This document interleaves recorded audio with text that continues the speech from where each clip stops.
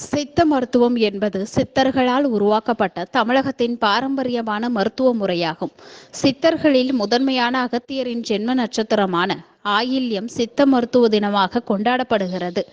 அதனை முன்னிட்டு நாகை மாவட்டத்தில் இந்திய மருத்துவம் மற்றும் ஹோமியோபதி துறை சார்பில் 7வது தேசிய சித்த மருத்துவ தினத்தை முன்னிட்டு நாகை மாவட்ட சித்த மருத்துவமனையில் சிறப்பு சித்த மருத்துவ முகாம் மற்றும் சித்த மருத்துவ கண்காட்சி நடைபெற்றது.